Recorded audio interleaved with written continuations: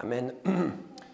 Le verset sur lequel j'aimerais me concentrer, vous êtes toujours en Ésaïe 40, c'est le verset 31. « Mais ceux qui s'attendent à l'Éternel reprennent de nouvelles forces, les ailes leur reviennent comme aux aigles, ils courront et ne se fatigueront point, ils marcheront et elles ne se lasseront point. » Le titre du sermon aujourd'hui, c'est « Comment être renouvelé ». Voilà, on commence l'année 2024 et une nouvelle année commence, on a des buts, on a certains objectifs qu'on va se fixer et aussi on est peut-être fatigué. Et en janvier, février, le début des années, en fait, en général, j'ai toujours entendu ça, c'est un peu la période où les gens sont le plus fatigués, le plus lassés, sont le plus découragés. C'est un peu des mois durs, il fait froid, les journées sont courtes, on n'a plus vraiment l'horizon des fêtes de fin d'année ou des vacances de Noël comme, on va dire, comme petite oasis sur notre sentier devant nous. Et j'ai toujours entendu que les gens se plaignaient en fait de cette période de l'année. Et les chrétiens sont aussi fatigués. Évidemment, la vie chrétienne, c'est une course, c'est comparé à une course. Évidemment, on peut regarder ce que dit Hébreu. Ce que dit Hébreu au chapitre 12. On va juste lire, je n'avais pas ce verset dans mes notes, mais il faut quand même le rappeler. Hébreu chapitre 12, l'auteur de Hébreu nous dit « Ainsi donc » au verset 1, « Ainsi donc, nous aussi, étant environnés d'une si grande nuée de témoins, rejetons tout fardeau et le péché qui nous enveloppe si aisément et courons avec patience la course qui est devant nous. » Courons avec patience la course qui est devant nous. Donc la vie chrétienne, c'est une course qu'on court avec patience. C'est un peu comme un marathon. Et en général, quand on court un marathon, on est fatigué, quoi. Donc les chrétiens sont fatigués, surtout s'ils vivent la vie chrétienne. Et on est tous donc confrontés à la fatigue. Et aujourd'hui, je voudrais étudier cette notion avec vous de Ésaïe 40, 31, parce que c'est vraiment un verset sur lequel on peut tout baser, en fait. C'est un verset sur lequel on peut construire un ministère, si on est un pasteur, sa vie professionnelle, la parentalité, le fait d'être parent, tout en fait, tout peut être basé sur ce verset bien précis, parce que la Bible nous dit « Mais ceux qui s'attendent à l'Éternel reprennent de nouvelles forces ». On va étudier cette notion. On est fatigué parfois, on est tous confrontés à ça. Moi,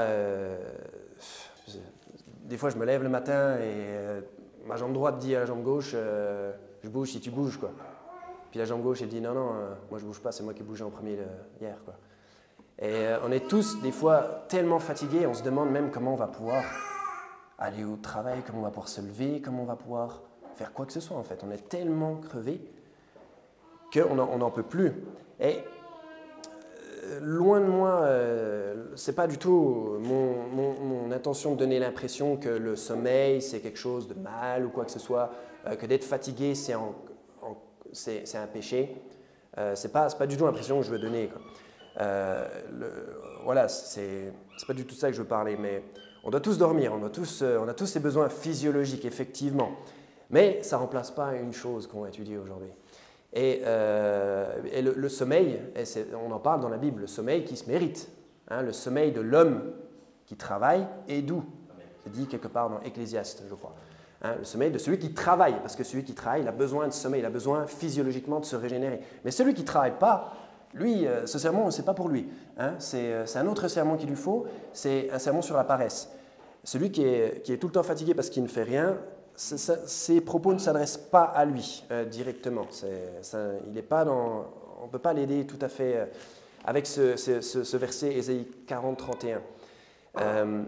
Évidemment, la Bible dit en psaume 23, « Le Seigneur est mon berger, je ne manquerai de rien, il me fait me coucher dans de verts pâturages, il me conduit près des eaux tranquilles, il restaure mon âme, il me conduit dans les sentiers de droiture à cause de son nom. » Donc oui, il y a l'idée de se coucher dans la Bible, de se reposer. Le Seigneur lui-même s'est reposé après tout son ouvrage, il s'est reposé un jour entier. Le repos a sa place. Et même le Seigneur Jésus, on a des passages dans la Bible, on a un passage notamment où il fait une sieste dans un moment peut-être, c'est peut-être pas le moment que chacun de nous choisirait pour faire une sieste, mais lui il fait une sieste dans la barque quand il y a la tempête, quand il y a une mer qui se déchaîne, il fait la sieste. Donc. Et il était fatigué, donc on est tous fatigués. Et le sommeil c'est bien, moi-même je m'y adonne régulièrement, de temps en temps je m'y adonne. Donc voilà, ce sermon c'est pas pour dire que si on a besoin de dormir c'est mal ou si on est fatigué c'est mal. La vie elle est très fatigante et même épuisante. Donc on est toujours en Ésaïe 40. On va relire le verset 29 et le verset 30. La Bible dit ici, hein, les jeunes gens se fatiguent et se lassent. C'est comme ça, c'est la vie. On est souvent fatigués. Les jeunes hommes deviennent chancelants. On va tous devenir fatigués, on va tous devenir chancelants. Et le verset 30, c'est ce que je viens de lire, pardon. Et ensuite le verset 31. Excusez-moi, je voulais lire le verset 29, excusez-moi. Le verset 29, c'est « Il donne de la force à celui qui est lassé, il accroît la vigueur de celui qui est affaibli ». C'est vraiment important cette notion. Il donne de la force à qui? À celui qui est lassé. Et il accroît la vigueur de celui qui est affaibli. Et ensuite, il y a Ésaïe 40, 31, le passage pour aujourd'hui. C'est un passage, moi, qu'on m'a souvent cité quand je me plaignais d'être un peu las de la vie ou fatigué. On m'a souvent donné ce passage à méditer. Et pendant longtemps, je me le méditais, je me disais oui, c'est super, mais je ne comprenais pas cette notion de s'attendre à l'Éternel, de s'attendre au Seigneur. Et il y a un contraste voilà, entre le verset 29 et le verset 30, et le verset 30 en fait, et le verset 31. Donc le Seigneur nous donne de la force, il donne à ceux qui sont épuisés. Alors, comment j'ai compris ce verset il n'y a pas très longtemps, j'ai commencé à faire la muscu avec un ami à moi en fait, et je fais de la muscu avec lui. Et je vais vous donner une illustration en fait, par rapport au fait de faire la musculation. Ceux qui soulèvent des poids, ils savent ce que je veux dire. Pour progresser en muscu, il faut arriver régulièrement à l'échec. Ce qu'on dit à l'échec, c'est-à-dire qu'on arrive à cette dernière répétition où on pousse au maximum et peu importe ce qu'on donne, on n'a plus de jus, on n'a plus de gasoil dans le réservoir, peu importe ce qu'on fera, on n'arrivera pas à remonter la barre jusqu'en haut. On n'y arrivera pas. Et on a beau crier, on a beau mordre les lèvres ou faire des bruits, peu importe, on n'arrivera pas en fait. On arrive à l'échec, on n'a plus de force. Donc on coince. Mais pour progresser, il faut régulièrement arriver à ça. Dites pas que vous apprenez rien ici. Et parce que si on fait tout le temps ce qui est facile, on ne progresse pas en fait.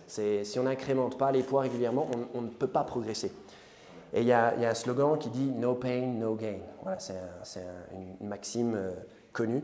Donc il faut toujours chercher à dépasser les bornes des limites. Il faut toujours se dépasser, quoi.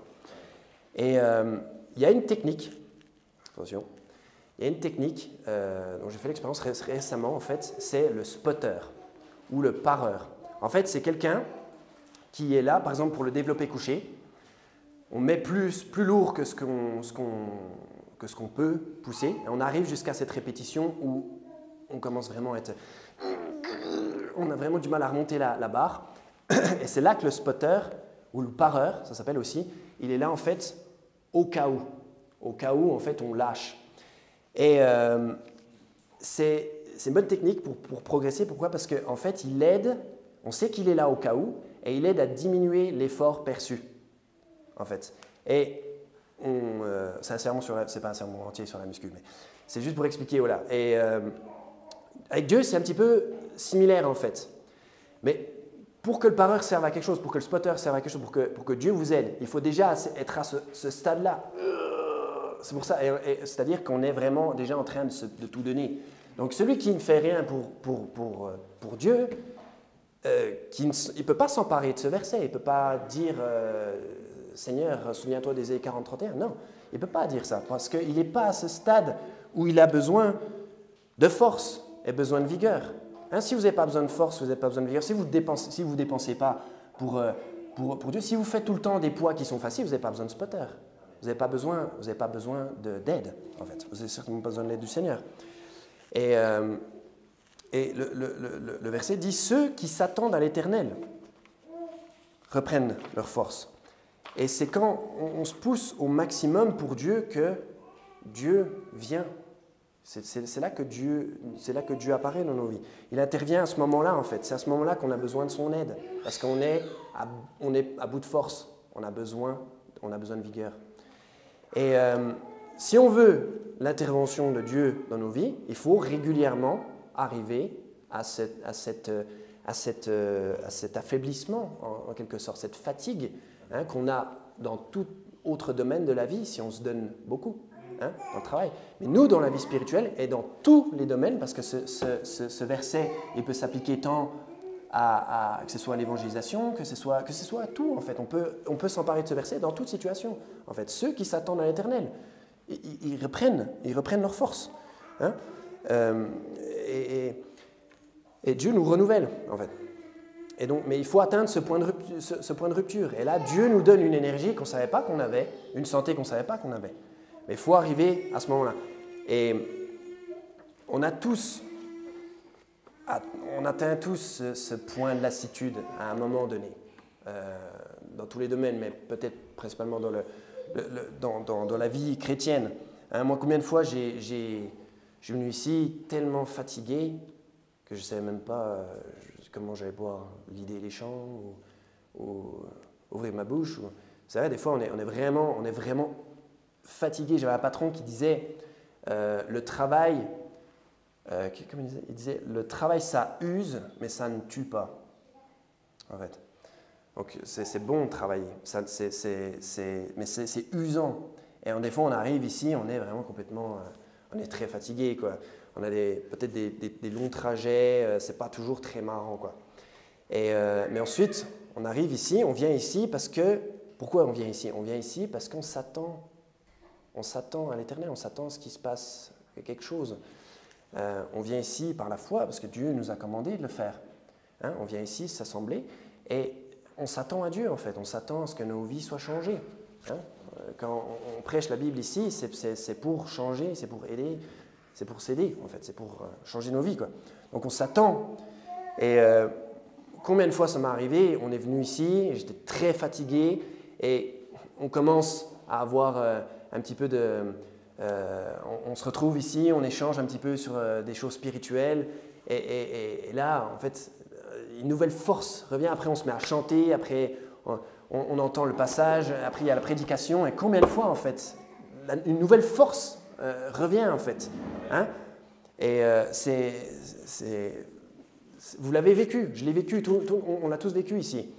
Et ce second souffle, c'est Dieu qui le donne. Vous pouvez aller en Job 29, s'il vous plaît. Des fois, on est vraiment tellement fatigué, on se demande comment on peut tenir debout, quoi. Et Dieu, il fait grâce aux gens qui sont dans cette condition. Dieu, merci. Mais ce second souffle, c'est Dieu qui le donne. On ne peut pas l'avoir autrement. Il y a le café, c'est quelque chose de merveilleux. Peut-être je ne suis pas un lecteur assez avisé, mais je ne sais pas où trouver, où la Bible parle du café. Je ne sais pas si... Ça m'a toujours frappé que la Bible ne mentionne pas le café. C'est tellement... Mais voilà, le point de ce message, ce n'est pas ceux qui s'attendent à la caféine reprennent de nouvelles forces. Non, ce n'est pas ça. C'est ceux qui s'attendent à l'Éternel.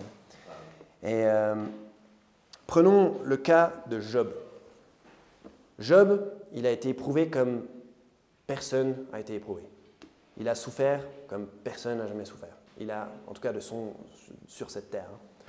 Il a perdu ses troupeaux, il a perdu son entreprise, il a perdu ses terres, il a perdu sa réputation, il a perdu tous ses enfants. Ses amis sont devenus ses ennemis qui le tourmentent. Tout s'est effondré, il a perdu sa santé, il a tout perdu. Nous, on ne sera jamais peut-être à ce point de rupture en fait.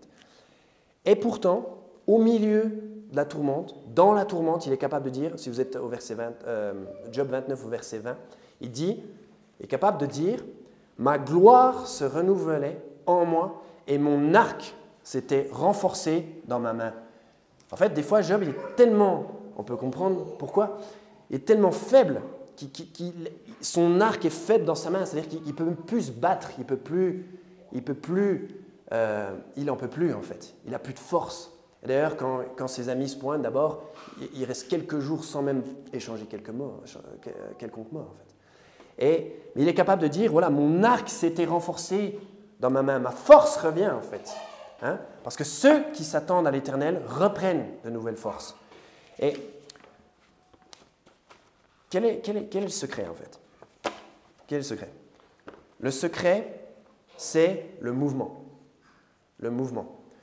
Plus les parties d'une machine sont en mouvement, mieux c'est pour la durée de vie de cette machine. En fait. Une voiture, c'est pareil. Une voiture qui roule et qui roule beaucoup va durer plus longtemps qu'une voiture qui n'est jamais utilisée. C'est comme ça.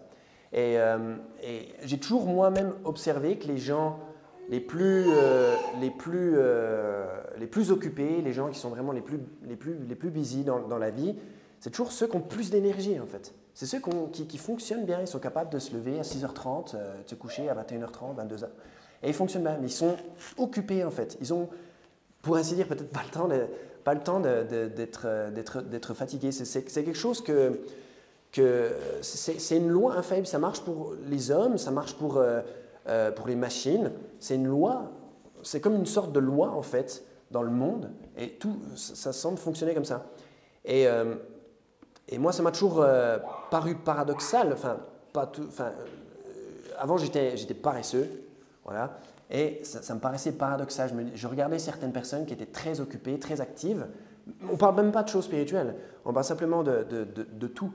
Des gens qui étaient très actifs, je me disais, mais si je suis toujours… Moi-même, j'étais toujours fatigué. Pourquoi? Parce que je ne faisais rien. Parce que je n'étais pas occupé, en fait. Je rêvassais et je ne faisais rien, voilà. Et je regardais ces gens-là, je ne comprenais pas. En fait, je me disais, mais si je fais la moitié de ce qu'ils font, je vais crever.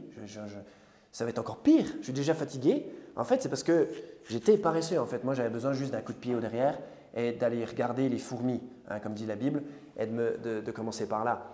Mais c'est le cas. C'est le cas. Si vous connaissez tous des gens comme ça autour de vous qui sont très actifs, qui semblent toujours avoir de l'énergie. Et ces gens, ils sont toujours en train de faire quelque chose. Et le secret réside en ça. Nous, on est fait pour recevoir et renvoyer et remplacer. Recevoir et remplacer. Recevoir, renvoyer, remplacer. Et une masse d'eau qui a un flux d'entrée, mais pas de sortie, n'est pas sain et saïenne. C'est un bassin dont l'écosystème n'est pas sain. Et on a un exemple dont on parle beaucoup dans la Bible, évidemment, c'est la mer morte. C'est une sorte, c'est un lac en fait, ça se situe entre Israël, la Jordanie et la Cisjordanie, et c'est le point immergé le plus bas du monde.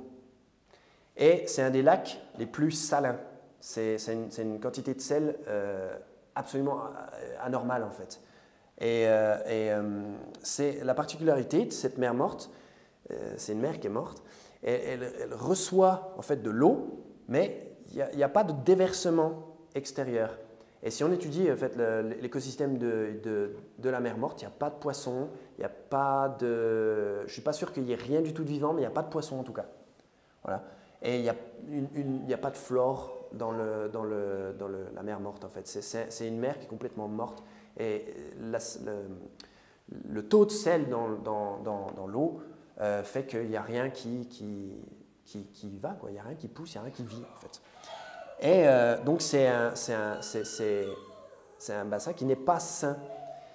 Et un chrétien quelque part c'est analogue. Un chrétien peut être de la même façon. C'est-à-dire un chrétien il peut lire sa Bible, c'est bien.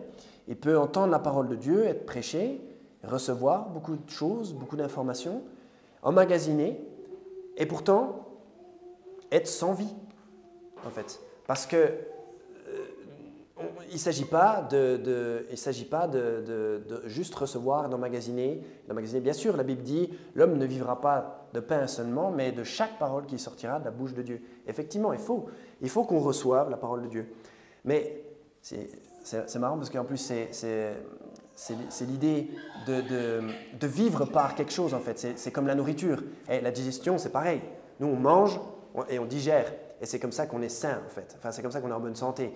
c'est tout ce cycle qui est nécessaire. Ce n'est pas juste manger, manger, manger, manger, manger et ne jamais aller aux toilettes. Si on a ça, c'est grave, hein, faut aller consulter. Mais le chrétien, c'est un petit peu pareil. Vous pouvez aller en Acte 20, s'il vous plaît. Parce que ce qui donne la santé, ce qui donne la vie, ce qui fait qu'on est sain et saïenne, qu'on est vigoureux, qu'on est sain, ce n'est pas ce qui rentre, mais c'est ce qui ressort. C'est ce qui ressort en fait. Parce que, regardez, on a un exemple en Acte 20, si vous y êtes. Acte 20. Acte 20, verset 35. C'est un verset important. « Je vous ai montré toutes choses, comment besognant ainsi, vous devez soutenir les faibles et vous souvenir des paroles du Seigneur Jésus. Comment il a dit, « Donner est une plus grande bénédiction que de recevoir. » Donc, c'est-à-dire, en fait, l'idée de... En fait, comment dire? Pour être béni, pour être heureux, pour être bien, c'est en donnant, en fait. En aidant les autres. Là, il dit, ainsi, en besognant, ainsi vous devez soutenir les faibles et vous souvenir des paroles du Seigneur Jésus. Et là, il illustre cet exemple-là en disant, donner est une plus grande bénédiction que de recevoir. En fait, quel est le but de la chrétienté? Nous, on reçoit, par exemple, si on prend le salut. On a reçu le salut, on a reçu Jésus-Christ comme sauveur. Mais est-ce qu'il faut le garder pour nous? Non, c'est pas... Oui, c'est pour nous ce cadeau. Ce cadeau, il est individuel, il est personnel, il faut le recevoir individuellement.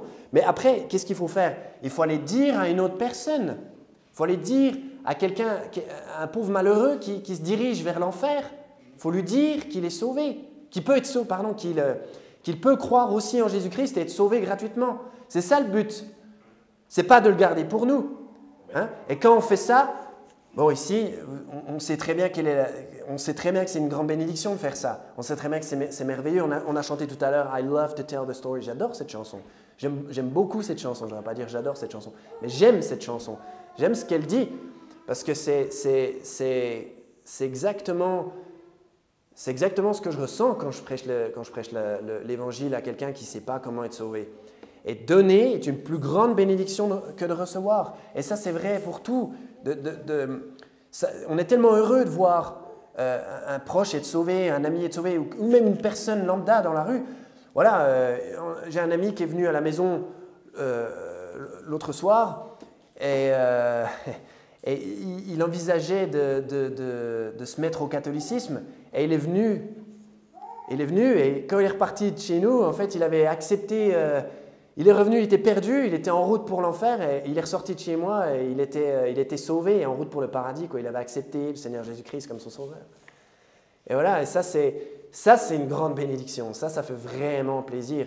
Mon cœur, il brûle en moi quand je pense à ça, en fait. Et parce que ceux qui s'attendent à l'éternel renouvellent leurs forces et reprennent de nouvelles forces, des forces qu'on n'avait pas précédemment. Et voilà, sur cette notion de donner, Dieu, par exemple, il est le plus béni de tous. Il est le plus béni de tous. Pourquoi? Voilà en 2 Corinthiens 9. Car Dieu aima tant le monde qu'il donna son seul Fils engendré afin que quiconque croit en lui ne périsse point, mais qu'il ait la vie éternelle. Dieu a donné son Fils. Il nous a donné la chose la plus précieuse qui peut exister, en fait. Et c'est pareil, en fait. C'est pour ça que Dieu est le plus béni. Et nous, on le reçoit, on est bien heureux. Mais Dieu est le plus béni de tous parce qu'il nous a donné quelque chose de vraiment très précieux. Quoi. Il nous a donné son Fils.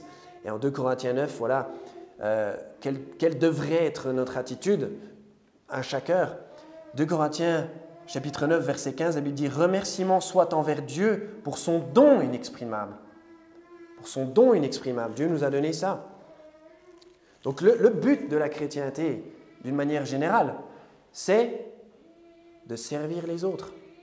Si on pouvait résumer la chrétienté en un seul concept, il y a plein de choses, c'est se mettre au service des autres. Et ça peut prendre 1001 formes. 1001 formes, bien sûr, il faut prêcher l'évangile à ceux qui sont perdus. Ça, c'est le plus important. Ça, c'est le socle. Mais dans toutes nos activités, en fait, on peut chercher à aider les autres. Comment est-ce qu'on peut… Moi, j'essaye de vous aider aujourd'hui, par exemple. J'essaye voilà, ce verset m'a beaucoup aidé et j'aimerais aussi qu'il vous aide, j'aimerais que vous en parliez, que vous saisissiez. Et c'est le but de la chrétienté à tout niveau, en fait. On peut toujours soutenir les frères, aider les frères qui ont des problèmes, être attentif à eux. Et c'est ça, en fait, c'est en ça qu'on est béni. Ça nous rend bien plus heureux que de pouvoir faire une différence dans la vie des autres et de le faire avec son cœur, avec sincérité, comme le Seigneur nous commande de faire, hein, de soutenir les faibles et de se souvenir que parce que c'est plus béni, c'est une plus grande bénédiction que de donner que de recevoir. Hein. Et ça, c'est vraiment le nœud atomique de la chrétienté. C'est en ça qu'on tire notre force, qu'on renouvelle je sais pas comment dire, notre esprit, ça nous rend heureux. Hein, on cherche tous à être heureux, à être bénis dans nos vies. Hein. Et bien ça, c'est le secret, c'est recevoir et donner. Recevoir et donner. Si on vient à l'église pour apprendre des choses, ce n'est pas juste pour les garder dans son petit coin puis être comme une espèce de savant, soi-disant, qui va écrire des articles théologiques. Non, ce n'est pas pour ça en fait. C'est pour redonner ensuite. C'est pas à nous, ça. C'est pas des vérités qui sont à nous, c'est des vérités qu'il faut transmettre.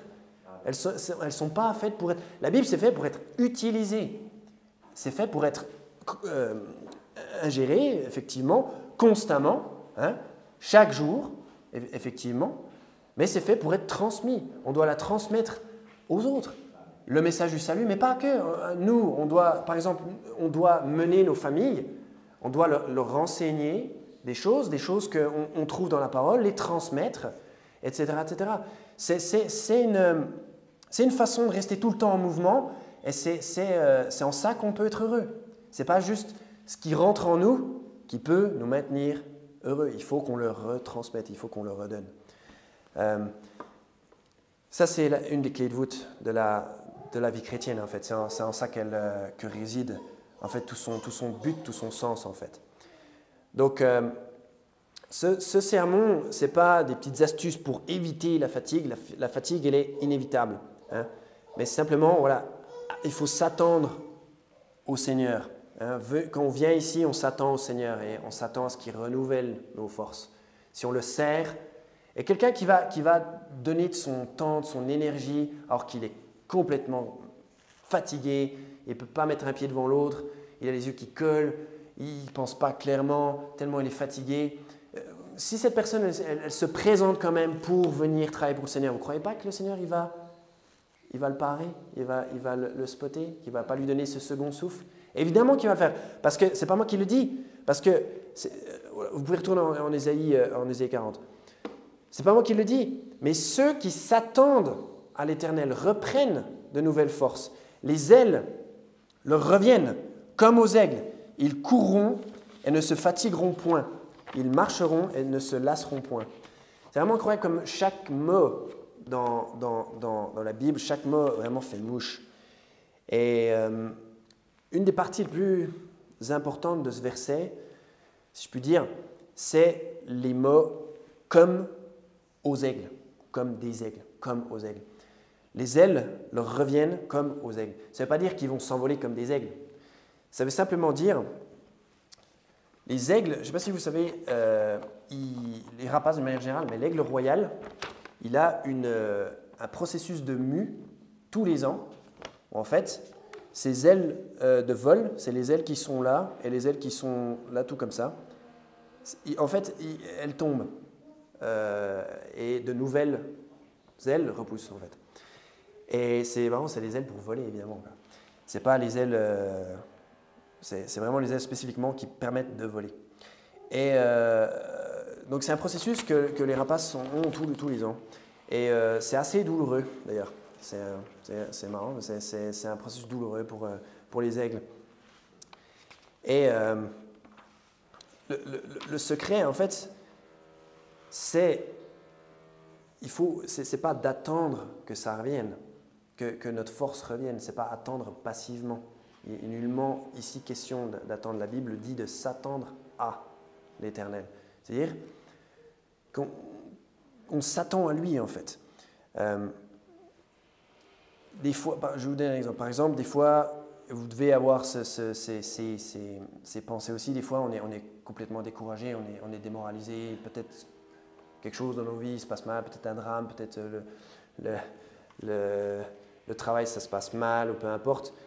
Et moi, ça m'arrive régulièrement. Mais quand je suis dans ces moments-là, je m'attends au Seigneur pour qu'il me renouvelle, en fait. Je pense au ciel. Je pense à la joie d'aller au ciel. Je pense, et ça, il n'y a pas de choses comme ça dans le monde. Ça n'existe pas, en fait. Je chante quelques hymnes, je me rappelle quelques promesses de Dieu, et je me mets à penser aux joies du ciel et au fait que je suis sauvé, que je suis éternellement sauvé, que Dieu m'aime, Dieu me connaît, et je le connais. Et là, ma force revient, en fait. C'est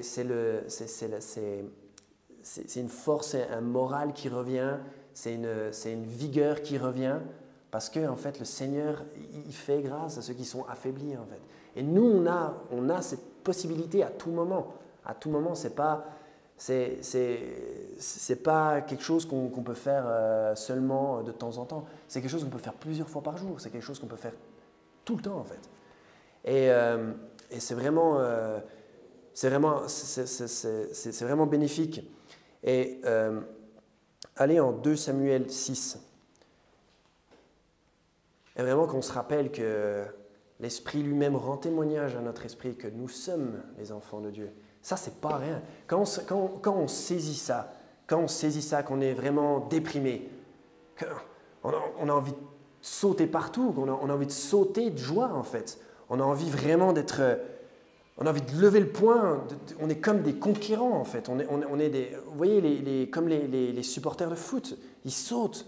Ils sautent de toute leur force et ils sont excités parce que quelqu'un a mis la balle dans le filet. Mais nous, on se rappelle qu'on est enfants de Dieu. Et là, on devrait vraiment être complètement électrisé, quoi. On devrait vraiment reprendre des forces et toujours se rappeler de ça. Pendant que vous allez en 2 Samuel 6, je vais vous lire 1 Timothée 2, verset 8. « Je veux donc que les hommes prient partout. » Priez partout. Il veut qu'on prie partout. En levant des mains saintes, sans courroux et sans douter. Voilà, de lever des mains, être content. Il faut avoir des émotions envers Dieu. Dieu, quand même, Dieu a donné son Fils pour payer à notre place. On est des enfants de Dieu, c'était gratuit. On va au ciel quoi qu'il arrive. On ne devrait jamais cesser d'être joyeux grâce à ça. On ne devrait jamais perdre de vue ça. Et ça, il y a tellement d'autres choses aussi qu'on peut se rappeler, se remémorer pour reprendre force, pour reprendre de la force et se rappeler tout ce que Dieu a fait pour nous. Si on faisait la liste, on m'a dit, frère Pierre la semaine dernière, si on faisait la liste, on en oublierait 99% de tout ce que Dieu est. Mais rien que le petit 1% dont on peut se rappeler que Dieu a fait pour nous, Dieu nous donne notre oxygène, il nous donne notre santé, il nous donne la nourriture qu'on mange, il nous donne des petits-enfants, il nous donne les Alpes recouvertes de blanc comme du sucre glace. C'est magnifique. Comment est-ce qu'on pourrait avoir de l'amertume envers Dieu quand il nous donne tout ça? Comment osez-vous avoir de l'amertume envers Dieu? C'est un truc que je ne peux pas comprendre. Même Job, dans toute sa tourmente, il n'a jamais été... C'est un autre thème. Et en fait, ça aide en fait. Si vous êtes fatigué, peut-être vous n'utilisez pas vos jambes pour sauter, pour être excité du fait que vous êtes sauvé. Regardez vous êtes en 2 Samuel chapitre 6, regardez ce que David a fait au verset 14. Et David dansait de toute sa force devant le Seigneur, et David était ceint d'un éphod de lin. Et passons au verset 16. Et comme l'arche du Seigneur entrait dans la cité de David, Michal, la fille de Saül, regarda par la fenêtre et vit le roi David sautant et dansant devant le Seigneur, et elle le méprisa dans son cœur. Il y a beaucoup de gens qui utilisent ce verset pour justifier le fait de danser de manière bizarre, de manière inappropriée. Là, c'est pas ce que David fait, c'est pas ce que le roi David fait. En fait. il danse, il saute, il danse de toute sa force parce qu'il est joyeux, parce qu'il a une joie, il a en lui une joie qu'on ne peut pas éteindre. Il ne peut pas le contenir, il saute, et il a l'énergie pour le faire. Quelqu'un comme David, il doit sûrement avoir une vie très remplie, hein, quand on est roi d'Israël, quand on est auteur, compositeur de plein de psaumes, qu'on doit s'occuper d'un royaume, etc., qu'on est un homme de Dieu. Et pourtant, il a l'énergie de sauter. Pourquoi? Parce qu'il a une force en lui qui ne vient pas de lui. Il saute devant l'Éternel. Vous voyez qu'il pense à quoi quand il saute, en fait? Il pense sûrement la même chose que moi quand je pense, que je sais que le Seigneur Jésus va revenir, ou que je suis enfant de Dieu, etc. Et peut-être vous êtes fatigué parce que vous n'utilisez pas vos jambes pour sauter devant l'Éternel. Il y en a qui disent je peux plus bouger, je peux plus. Mais qu'est-ce que vous feriez si vous bougiez? Vous feriez quoi si vous bougiez? C'est ça la question qu'il faut se poser. Matthieu 4, verset 19, le Seigneur Jésus dit « Suivez-moi et je vous ferai pécheurs d'hommes. » Si tu te lèves, Dieu, si tu ne peux plus bouger, mais que tu veux te lever pour aller suivre le Christ et te faire pécheur d'hommes, pour aller repêcher les perdus, Dieu va te donner de l'énergie. Va te donner de l'énergie. Ça paraît simple, hein, mais tu peux être sûr que celui qui veut œuvrer pour le Seigneur et qui est fatigué, comme on l'est tous, on va tous arriver à ce point-là, mais celui qui a la bonne volonté, qui veut, c'est celui qui s'attend à l'Éternel, celui qui fait ça. Pourquoi il va évangéliser? Nous, on ne va pas évangéliser simplement parce que c'est un commandement, on va évangéliser parce que les gens, quand ils croient, ils sont sauvés. Et quand on prêche la parole, ils sont sauvés, ils croient. C'est pour ça qu'on y va. C'est parce que ça marche. On y va parce que c'est ça qui motive. Parce qu'on voit les résultats, on l'a vu dans nos vies, on le voit dans la vie des autres. On peut être sûr que Dieu va nous donner de la force. Rien que le fait d'y aller, en fait. On reçoit comme un espresso quoi, d'énergie, quoi. Bien sûr, c'est pas pareil, hein, mais voilà, il ne faut pas continuer dans sa léthargie qui vient de la paresse, en fait. Parce que j'ai remarqué, les gens qui sont toujours fatigués, bizarrement, ils ne font pas grand-chose. Et j'en connais dans mon entourage. Et ces gens-là, non, s'ils veulent être renouvelés, il faut pas. Le remède, c'est pas dormir plus, c'est pas manger différemment. C'est s'attendre au Seigneur et aller faire ce qu'il nous a dit de faire. Et voilà, je vous pose une question. Quand est-ce que c'était la dernière fois que vous vous êtes attendu au Seigneur? S'attendre au Seigneur, pensez vraiment ce que ça veut dire. S'attendre au Seigneur. S'attendre au Seigneur. La King James, c'est « they that wait upon the Lord ». C'est pas « they that wait for the Lord » ou juste « they that wait ». Tu vois, c'est vraiment ceux qui s'attendent à lui. C'est ceux qui sont... C'est ceux qui ils s'attendent. C'est pas comme si Dieu était parti, en fait. C'est-à-dire ils demeurent en lui par la foi et comment dire, et ils le guettent, en fait. Ils le guettent. Qu'est-ce qui va se passer, en fait? Ils s'attendent à ce qu'il se passe un truc à tout moment. Et ces gens-là, ils ont une énergie qui est renouvelée. Les ailes reviennent. Parce qu'en fait, il faut le regarder, le contempler par la prière, en pensée. Et c'est ça, en fait. On chante, il vit. Jésus vit aujourd'hui. Je sais qu'il est tout près de moi, sur le chemin étroit. Il vit. Toujours, il me conduit. Et je sais qu'il vit. Je puis dire par la foi, je sais qu'il vit en moi. En fait, c'est ça, c'est marcher avec lui, c'est demeurer en lui, c'est être à côté de lui, c'est le regarder, c'est le contempler, c'est l'invoquer, c'est penser à ce qu'il ferait, penser à ce qu'il dit, penser à ce que... C'est ça, en fait, c'est marcher avec lui, c'est toujours penser à lui, et à tout moment, en fait, que ce soit au travail. Comment je peux mieux travailler? Comment Jésus travaillerait? Quels sont les exemples dans la Bible? Comment être un meilleur mari? Comment être un meilleur père? Comment Dieu nous traite en tant que fils? C'est ça, en fait, c'est marcher avec lui, c'est s'attendre à lui. Mais il faut penser à ces choses-là, en fait. Ce n'est pas juste attendre passivement que Dieu vienne faire le travail. Non, rappelez-vous, à la muscu, c'est celui qui est presque à l'échec. Mais il n'est pas là par hasard. Il est en train d'essayer de soulever du poids. C'est pareil. Si vous mettez activement à servir le Seigneur, il va renouveler vos forces. Il le promet. Il le promet. Il ne peut pas mentir. Il peut pas mentir. Et si vous dites je peux plus travailler au travail, je peux plus, ben, attends-toi au Seigneur et ta motivation reviendra. Je peux plus me battre, je peux plus riposter. Attends-toi au Seigneur et ta force te reviendra. Et je suis lassé dans mon mariage, je suis découragé un petit peu. Attends-toi au Seigneur et ton amour se renouvellera. Hein? Ne combattez pas l'ennemi sur son propre chemin. Hein? Attendez-vous au Seigneur. Et il va être là pour vous. Il a été là pour nous quand on l'a invoqué pour être sauvé. Donc pourquoi il ne serait pas là pour le reste? Hein? Il était bien là pour Paul. Paul, il le savait. Il le disait même aux Philippiens. Hein? Et Paul, il savait qu'il allait être délivré. Il avait foi en ça. Et combien de fois il a été délivré? Combien de fois on a été délivré? Voilà. Et voilà, c'est vraiment important de méditer ça. Et voilà, comme je vous dis, quand quelqu'un est sauvé, des fois, moi, quand je repars d'ici, je suis fin joyeux. Je ne peux pas dormir le soir. Je suis complètement... Pourquoi? Parce que le Seigneur a renouvelé mes forces, en fait. Il l'a fait, comme promis.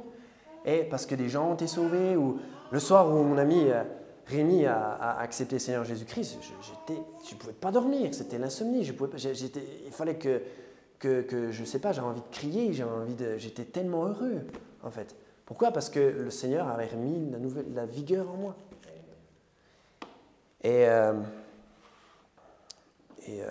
Donc on peut le faire par la prière, c'est important de se le rappeler chaque moment, en fait. Et voilà, en Lamentation 3, s'il vous plaît. En Lamentation 3, il y a quelques versets que j'aimerais qu'on regarde ensemble. Lamentation 3. Donc s'attendre, c'est vraiment espérer. C'est une ardente expectative, n'est-ce pas? C'est une attente vraiment intense. C'est pas attendre patiemment. C'est attendre avec impatience. C'est être prêt, c'est guetter, c'est s'attendre à. On s'attend à ce qu'il se passe quelque chose quand on va évangéliser. On s'attend à ce que des gens reçoivent le Seigneur Jésus-Christ. C'est la même chose, s'attendre à lui. Regarde ce que dit la Bible en Lamentation 3, versets 24, 25, 26. On va lire. « Le Seigneur est ma portion, dit mon âme. C'est pourquoi j'espérerai en lui.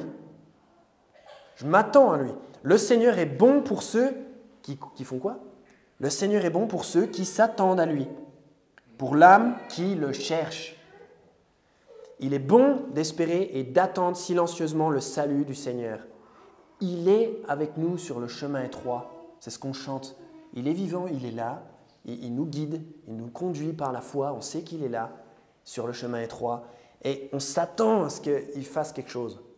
Mais il faut être là, je ne sais pas comment expliquer.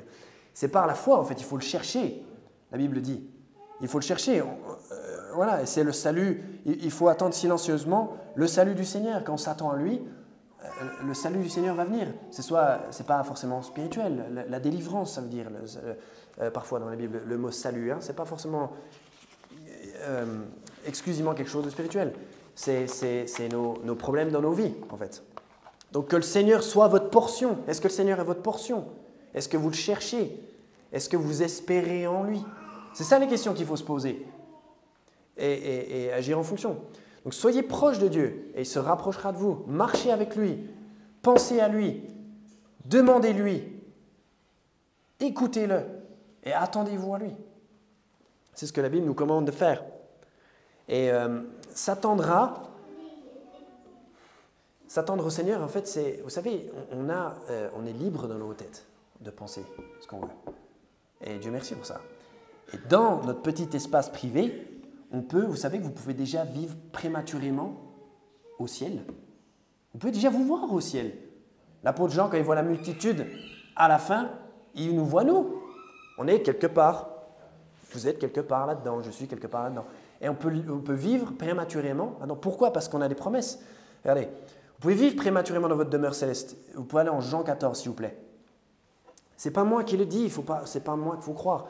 C'est simplement que Dieu nous donne énormément en attendant. En fait, on a de quoi tenir jusqu'à la récompense ultime. Hein, on a de quoi tenir. On a de quoi tenir et d'être bien, et d'être heureux, et d'être béni. Parce que Jésus, il nous dit, Jean 14, verset 1, que votre cœur ne soit pas troublé. Vous croyez en Dieu, croyez aussi en moi. Dans la maison de mon Père, il y a beaucoup de manoirs. Ce n'est même pas des simples maisons, c'est des manoirs. Ce n'est pas des pavillons, c'est des manoirs où tout est parfait, où les rues sont en or, où il n'y a plus de mort.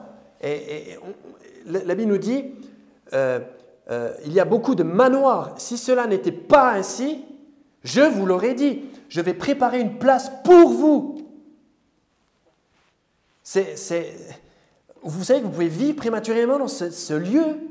Vous pouvez déjà y être, dans vos têtes. Et si ça ne suffit pas pour vous, je ne sais pas quoi faire. Mais en tout cas, voilà, c'est quand même une superbe promesse, c'est une superbe avance qu'on a, cette promesse-là, dont on peut... bien sûr, ça va être encore ça va être encore plus glorieux et plus... il y a même pas, les adjectifs n'existent pas pour décrire comment sera le ciel. Mais ça, c'est quand même vrai. On peut quand même se raccrocher à ça. Jésus nous a préparé une place, quoi. Il nous a préparé un manoir. Quand on pense à ça, franchement, c'est... Donc, voilà, s'attendre au Seigneur, c'est demeurer en lui, c'est une espérance, c'est une attente, c'est attendre avec impatience. Ça peut être vivre prématurément au ciel. C'est vraiment s'y voir déjà par la foi. Se voir avec lui, se voir au ciel. Et ça, c'est ce qui nous redonne du jus, ça. Ça, c'est ce qui nous redonne de la vigueur. Et si vous faites ça, en fait, Dieu va renouveler vos forces, en fait. Si vous attendez au Seigneur. Hein, vous pouvez dormir autant que vous voulez. Moi, je ne suis pas contre le sommeil. Comme j'ai dit, je m'y adonne de temps en temps. Vous pouvez dormir autant que vous voulez. Vous pouvez manger aussi bio que vous voulez, mais ça ne remplacera pas le fait de s'attendre au Seigneur. La Bible dit que ceux qui vont renouveler leurs forces, ce n'est pas ceux qui mangent un truc bio. C'est ceux qui s'attendent à l'Éternel. Ceux qui s'attendent au Seigneur. Parce que ceux qui s'attendent à l'Éternel reprennent de nouvelles forces. Les ailes leur reviennent comme aux aigles. Ils courront et ne se fatigueront point. Ils marcheront et ne se lasseront point. Dieu va nous donner une énergie qu'on ne savait même, qui était complètement insoupçonnée de nous. Qu'on ne pourrait pas inventer avec quoi que ce soit. On ne pourrait pas utiliser quoi que ce soit de terrestre pour nous redonner cette joie. Donc Dieu peut faire ça pour vous. Simplement si vous saisissiez, si vous emparez de cette vérité dans Ésaïe 40, 31. C'est vraiment un verset sur lequel on peut tout baser. C'est un verset sur lequel on peut baser sa vie entière. Mais il faut s'attendre à lui. On va prier. Seigneur, je ne veux surtout pas donner une mauvaise impression. Seigneur, je prétends pas du tout que le fait d'être fatigué, tout le monde est fatigué, ce n'est pas du tout un péché ou quoi que ce soit. On est tous fatigués de temps en temps, tous lassés de temps en temps. Je veux simplement tourner ton peuple vers toi, Seigneur, parce que tu es la source de l'énergie, Seigneur. Tu nous dis que tu es la source, mais seulement il faut s'attendre à toi. S'il te plaît, Seigneur, aide ceux qui s'attendent à toi, Seigneur. Donne-leur, renouvelle leur force, s'il te plaît, Seigneur, qu'ils puissent avancer et continuer d'œuvrer pour toi, Seigneur. Aide-les, Seigneur. Et donne-leur la vigueur, comme aux aigles, Seigneur, qu'ils puissent avoir de nouvelles ailes, Seigneur. Seigneur, merci pour ces promesses. Merci parce que tu nous donnes quelque chose que personne d'autre peut nous donner, Seigneur, cette source d'énergie auquel on a accès. Et merci pour tes merveilleuses promesses, Seigneur, dans ta parole. S'il te plaît, Je te prie pour que tu nous bénisses tout à l'heure en évangélisation. On va s'attendre à toi, Seigneur. Et on prie toutes ces choses dans le nom de Jésus. Amen.